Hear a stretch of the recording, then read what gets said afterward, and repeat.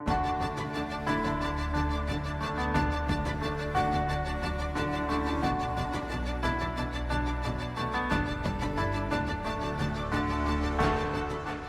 avid readers, book nerds, and casual observers, and welcome to the Read Along brought to you by the Lit Round Table. I'm Joseph.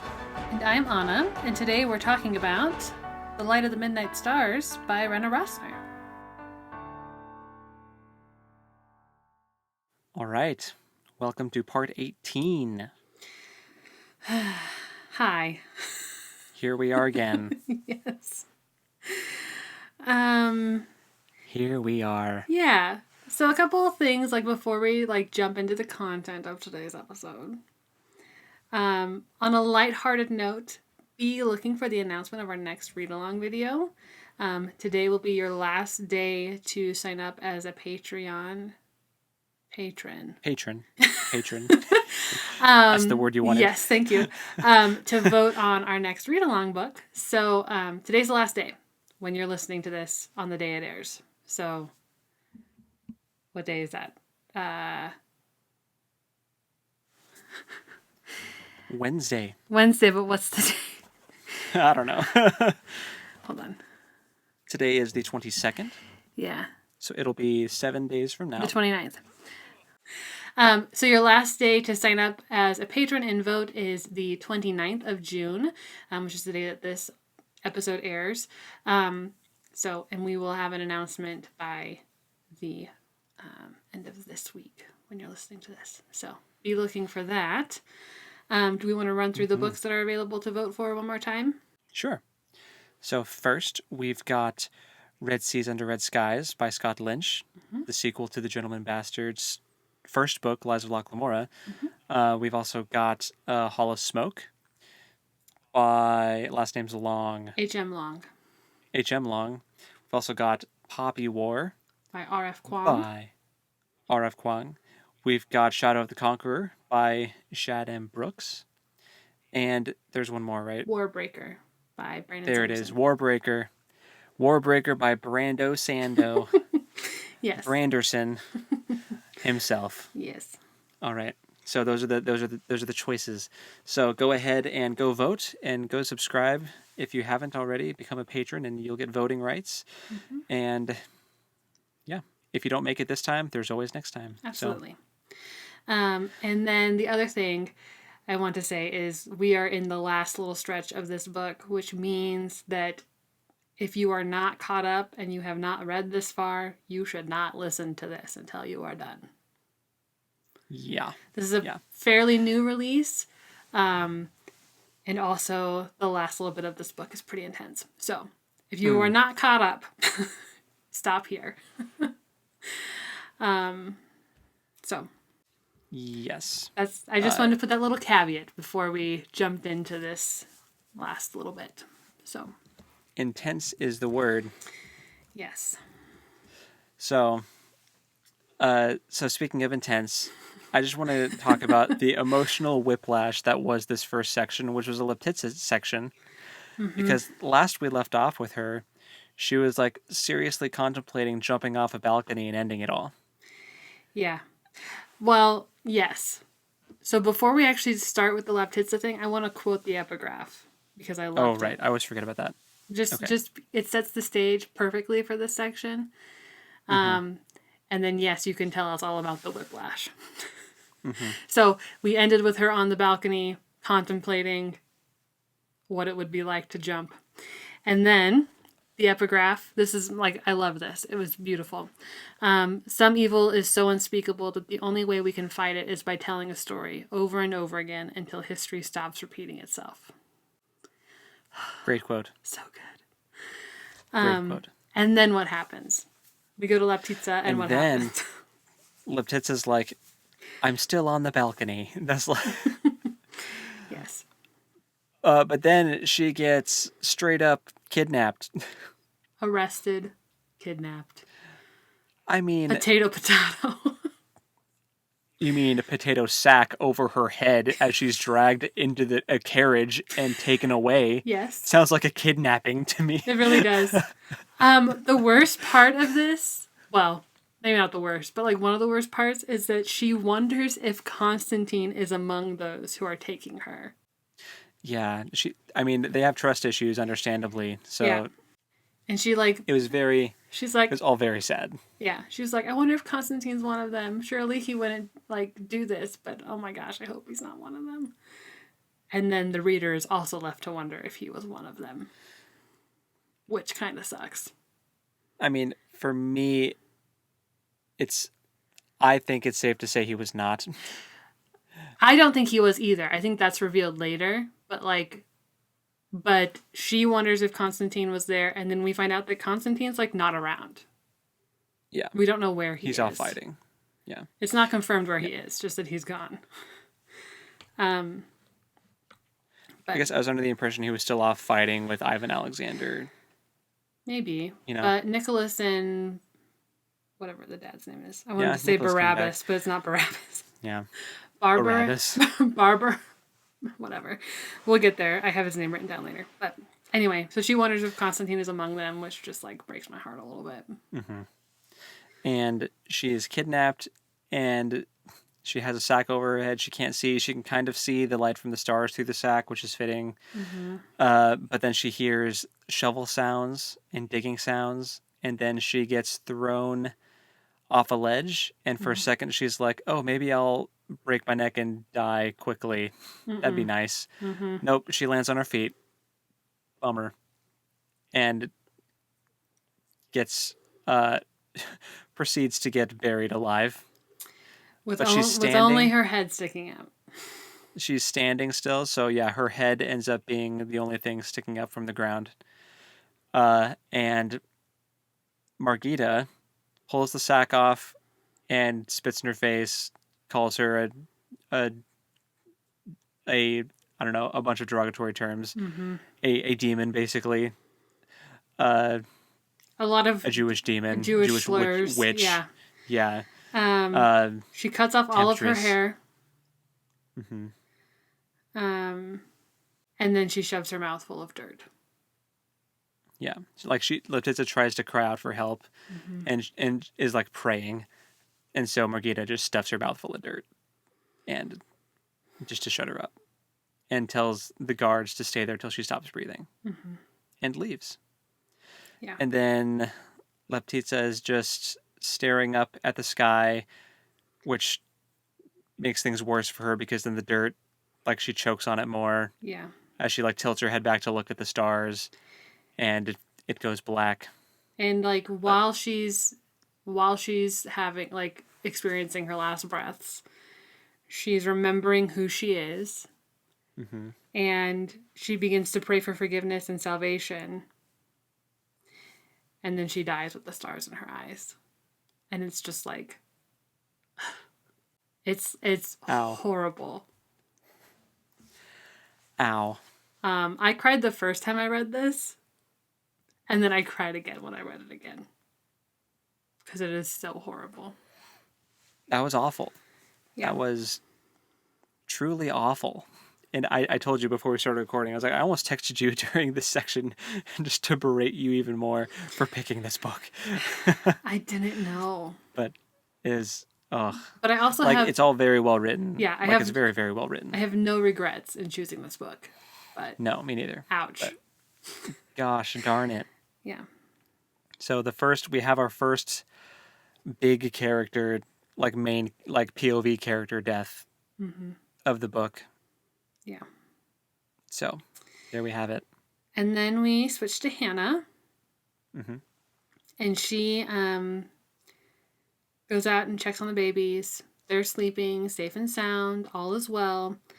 But then there's this moment where she's leaving and she can feel in the earth and in the trees that something has gone horrendously wrong. And she just starts running to the town square and she finds her little sister long dead. There are no guards there anymore. She's gone. She says the crows are already circling. Yeah. And she notices that there's black mist covering everything, which makes sense because this is a horrible sight. I am glad that it wasn't as gruesome as I thought it was going to be with like the descriptors of what Hannah sees, especially when we're told that the crows are circling. Yeah. I was really hoping that we wouldn't have to imagine Levana's eyes getting like plucked out by crows, you know?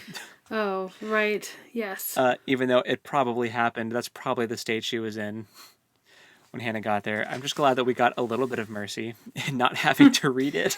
Yes.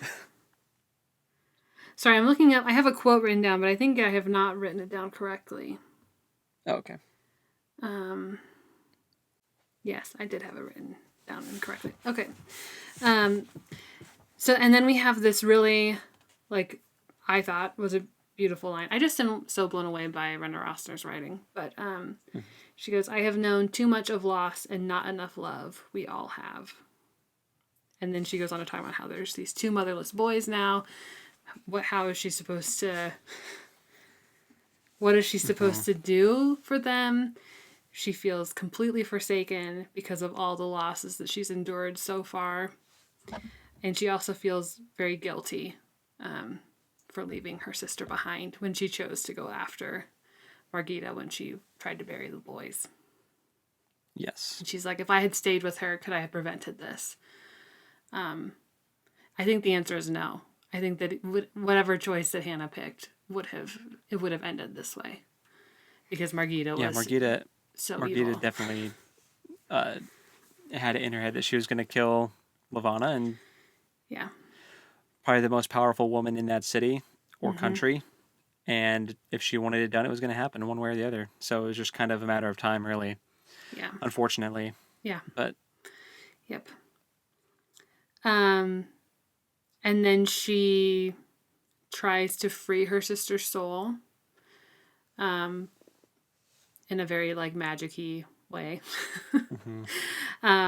But she has a hard time with it because she wasn't able to give her sister a proper Jewish burial.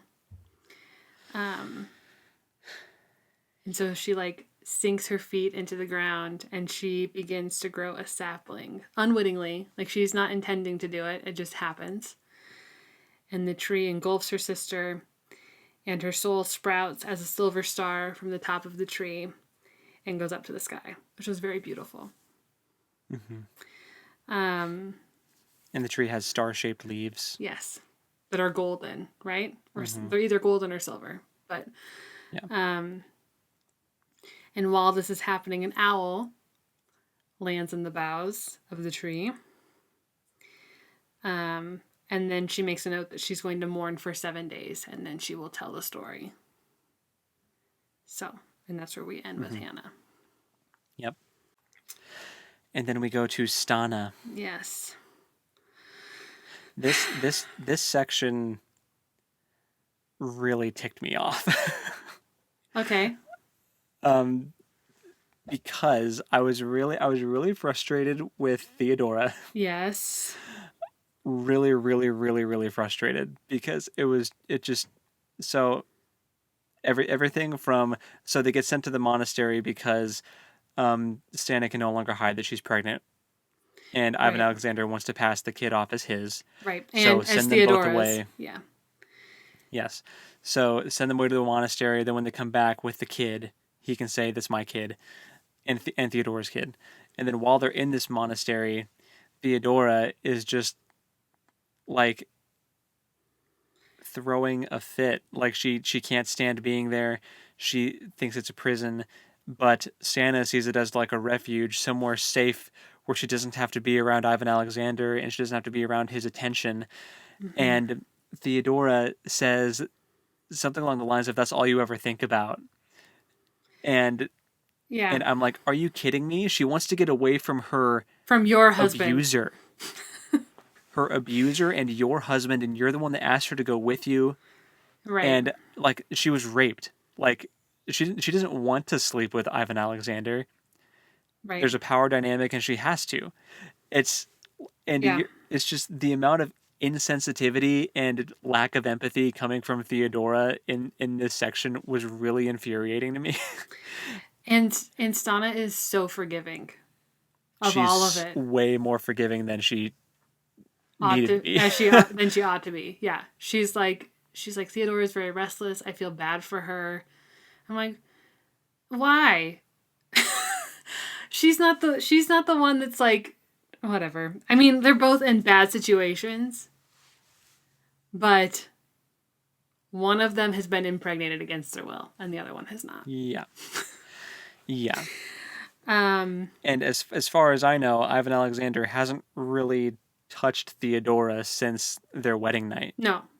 I mean, she was also assaulted, but Right. not repeatedly like Stana. Yeah. She doesn't have to carry a child that's the product of that into the world. And it's interesting though that Stana is, it seems like she's kind of excited about giving birth, and that this is something that she is like taking on as hers, and that's just an interesting perspective that you don't really hear often from that kind of scenario. Yeah. You know? I mean, I think that she has always wanted to be a mother, and I think that she is just feeling very resigned that this is her fate and this is what will happen to her. And if it means that she can like protect Theodora and protect her children, then she's willing to take that on. And the other thing that just really I was irrationally angry. I was driving home listening to this section, like last night, and it's the next morning.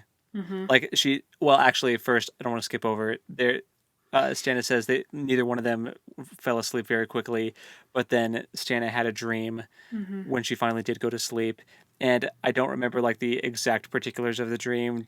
It's basically her story, like of falling in love with someone, and it was a fox, and then becoming a wolf, and it's basically her story. It touches on a lot of the imagery. Plot it like points. Connects a lot of the animal parts of her story. Yeah.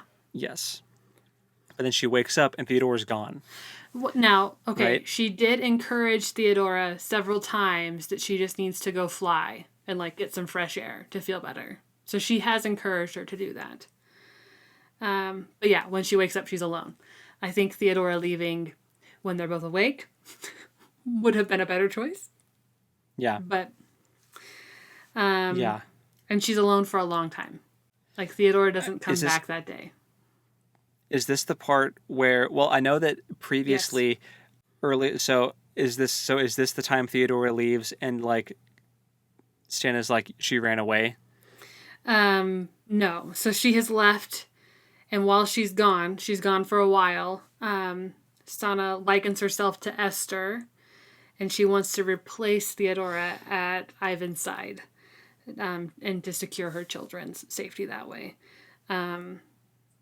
And then she decides that she wants to give the talent that she made for Gavriel to Theodora. So she like goes to the window and is like, "Please come back, just one more time." And then Theodora does come back as an owl, and she's like, "Oh," and she tells her this beautiful thing about the talent, and Theodora's just crying, and she's like, "I have to tell you that your sister is dead." And that's where the chapter ends.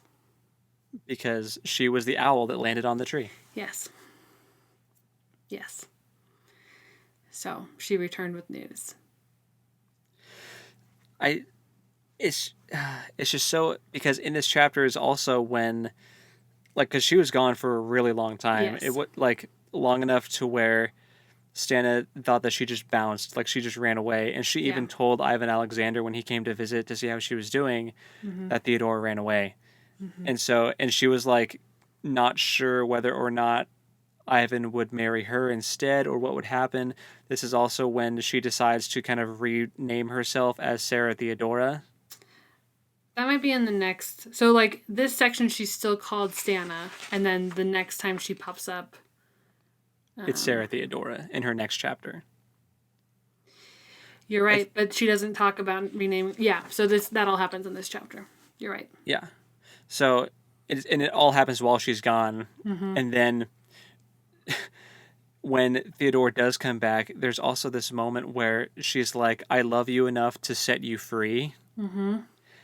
Which I'm like, oh, that's really pretty, but this is yet another person that swore they would never leave you. Yeah. Theodora, like just a couple pages ago, like a couple chapters ago, was all like, I never want to leave your side, all this stuff, gave you a ring. Yeah. Like, On so her much, wedding day and... Like, dude, Theodora fumbled hard. Yeah.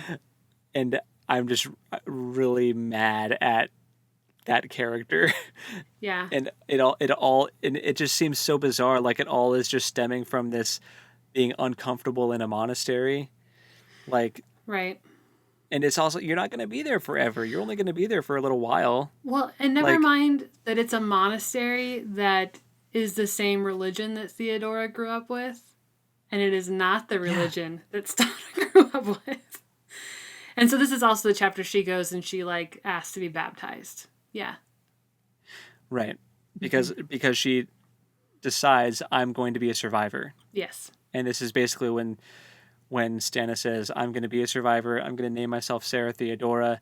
My children are going to grow up secure. I'm going to, like, I think she's at this point decided, like, I'm going to try to marry Ivan Alexander. So that way there's some security there. And it's all above board. And my kids won't be bastards. They'll be legitimate children.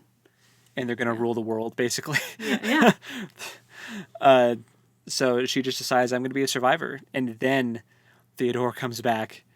She gets the talent or the shawl, whatever. Yeah, the same thing. And then gets the news that her sister's dead from Theodora. Mm-hmm. So it was just like, it was an odd mix of really cool Stana moments of like her like personal growth and like I don't need Gavriel, I don't need Theodora, I'm going to be a survivor, I'm going to do my thing, it's fine. But at the same time, just really annoyed that Theodora wasn't like endgame material. Yeah.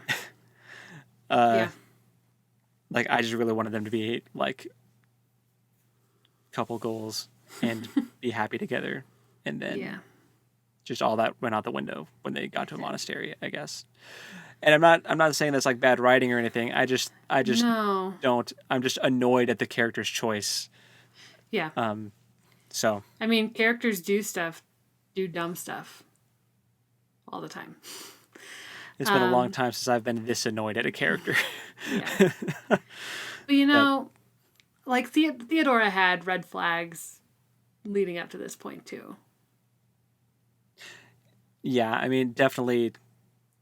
I mean, literally a flight risk, you know, yes. like, quite literally. Always wanting to be free and do her own thing. Doesn't want to like conform. And then literally being married away for a political alliance. Like, yeah, you can't get much less free than that.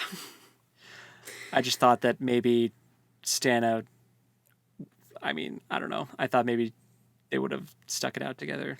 Well, she did ultimately make a very selfish choice in leaving Stana behind when Stana had no choice.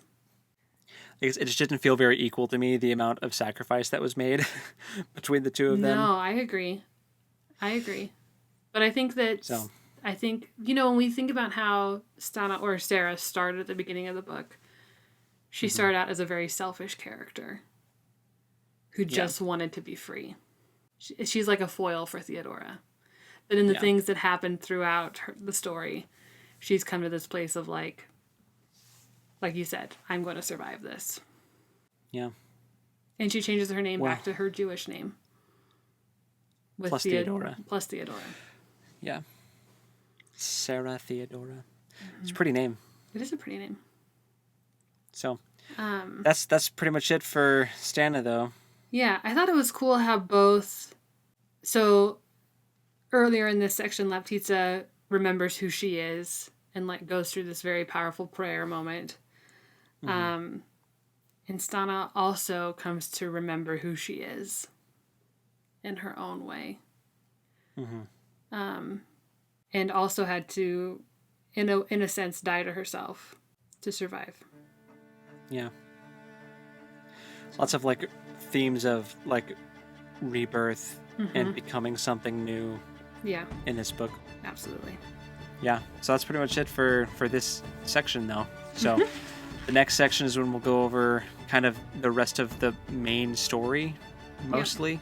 Yep. And then we'll have a final episode where we kind of give our overall thoughts and also thoughts on like the author notes and other stuff. So yep. So part 20 will be like the last little chunk. It's like 2 pages, and then the author's note.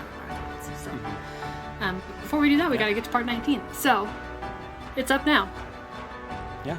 So we'll see you there. Go check it out. Yeah. Until then, happy reading. And we'll talk at you next time. Later. Bye.